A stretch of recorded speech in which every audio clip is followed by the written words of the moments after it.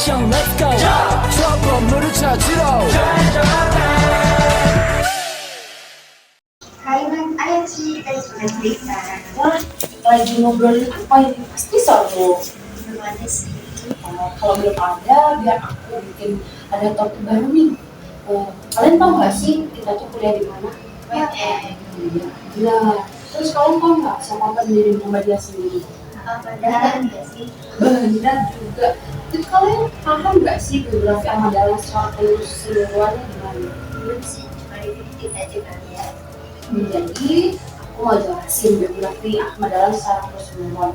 Jadi sebelum bernama Ahmad Dahlan sendiri itu punya nama pas masa kecil, namanya Muhammad Darwis. Ahmad Dahlan sendiri itu lahir di Kauman, Yogyakarta pada 1 Agustus 1868 di Kesultanan Yogyakarta.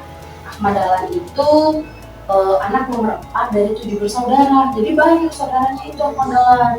Nah, Ahmad Dahlan anak dari ayahnya yang bernama Haji Abu Bakar, terus ibunya itu bernama Siti Aminah. Kemudian Ahmad Dahlan itu menikah dengan Siti Walidah, nama istrinya lengkap. Istri Ahmad Dahlan itu ada 4, cuman yang paling terkenal itu Siti Walidah.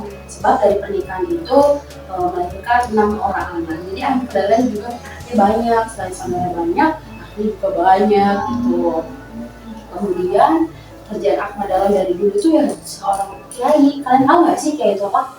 Yang biasanya tokoh-tokoh umat Ya, Islam. itu benar. Jadi Ahmad Dahlan dari dulu tuh menjadi pendakwah gitu di orang-orang sekitarnya begitu. Aku jadi ingat nih, dia tuh emang dari kecil emang udah terkenal cerdas kan. Bahkan sampai cerdasnya itu karena semangat belajarnya, akhirnya dari kecil tuh dia dibelajari langsung oleh ayahnya Abu Bakar tadi tentang ilmu agama dan pemahaman dia soal Al-Quran dan hadis. Beneran kan? Terus habis itu tuh belum lagi tuh di usia 15 tahun dia tuh udah diberangkatkan ayahnya haji karena ilmu yang dia sudah kuasai itu udah banyak banget kan, dia sudah pantas nih kok diberangkatkan haji. Wow, kita aja Ya bisa segini kan? belum berada haji, Iya. pasti kalian pasti keren banget. Terus lanjutin Nah, terus dia haji kan di umur 15 tahun itu, tapi nggak langsung pulang setelahnya, tapi dia menetap selama 5 tahun di sana. Duh, kenapa kok gak langsung pulang? Kan udah selesai ibadah haji. Nah, itu karena dia itu punya semangat yang tinggi, makanya dia tuh ingin mempelajari agama Islam, ide-ide dan pemikiran ulama-ulama tentang agama Islam di sana. Wah, aku jadi insecure Iya. nih. Iya gak sih, bener sih. Nah, dia itu juga belajar kan ke tokoh-tokoh agama misal Ar-Rasyid, Al-Ambani, Muhammad Abduh, kayak gitu-gitu. Keren kan? Keren banget. Cuma 15 tahun loh ya. Iya, soalnya kita aja belajarnya cuma di buku, Iya. seperti itu. Dia langsung ya, nggak datang ke tanah sucinya langsung. Habis itu dia pulang setelah 5 tahun itu, menikahlah dengan Walidah tadi. Kemudian tahun 1903 dia kembali lagi ke Mekah, menetap selama 2 tahun, memperdalam lagi soal kajian-kajian agama Islam lebih dalam lagi bersama dengan pendiri Nahdlatul Ulama yaitu Kiai Haji Hasyim Asy'ari itu. Oh, berarti Ahmad Dahlan ini sering bolak-balik ya dari Indonesia ke Mekah buat belajar agama aja, boleh. Betul. Kita aja belajar agama cuma ngaji pesantren. Nah, itu. Iya, terus. Nah, terus habis itu pulangnya dari dari Mekah ini yang 2 tahun itu dia memiliki nama Kiai Haji Ahmad Dahlan yang sebelumnya itu adalah Ahmad Darwis tadi. Terus dia akhirnya mendirikan asosiasi gerakan Muhammadiyah itu. Nah, setelah dia pulang dari Mekah tuh dia tuh ada membawa beberapa gerakan. Kalian tahu nggak? Belum sih, taunya cuma dia doang nggak sih? Jadi dia tuh sekitar ada beberapa gerakan. Nah, yang paling pertama itu pembaruan pendidikan. Jadi Ahmad Dahlan itu dia merombak ruang tamunya itu menjadi tempat belajar. Nah, Ahmad Dahlan juga mengakui kebangkitan umat Islam dengan merubah nasibnya agar tidak dijajah sama Belanda. Nah, dengan didirikan organisasi Muhammadiyah, Ahmad Dahlan juga memberikan ajaran Islam murni kepada Indonesia.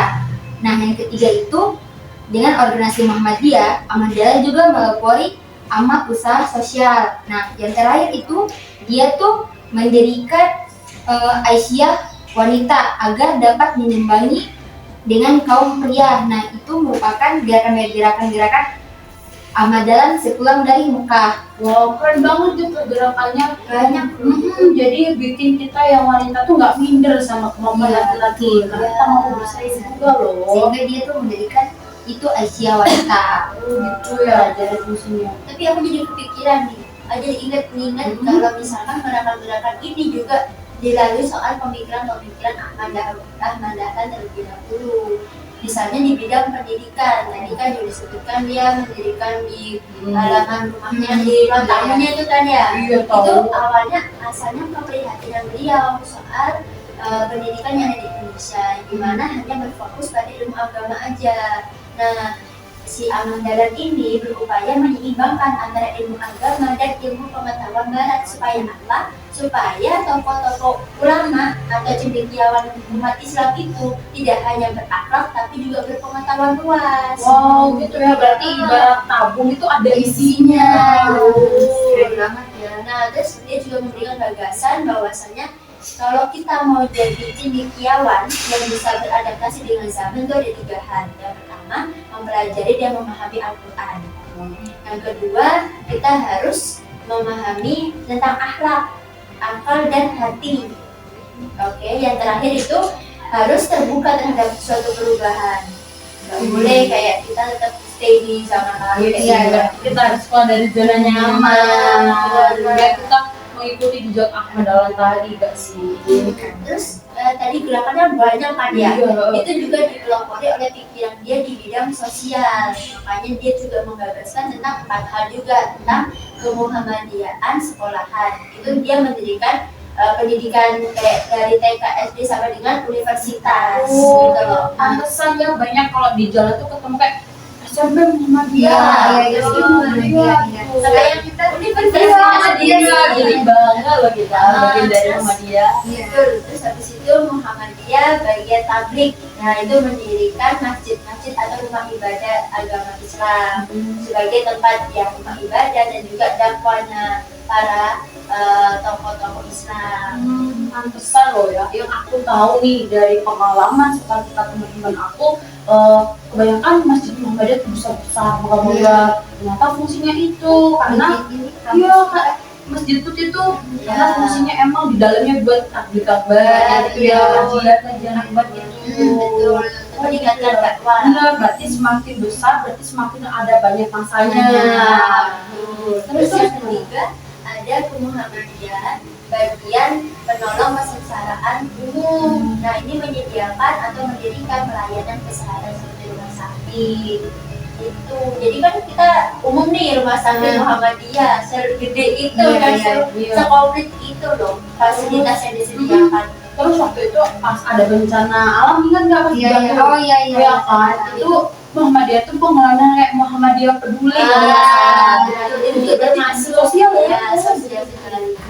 Yang terakhir itu kemudian kemuhammadiyaan bagian pendirian taman pustaka. Jadi itu mendirikan taman bacaan, juga mendirikan atau melahirkan majalah-majalah bacaan supaya kita itu makin bertambah gitu wawasannya.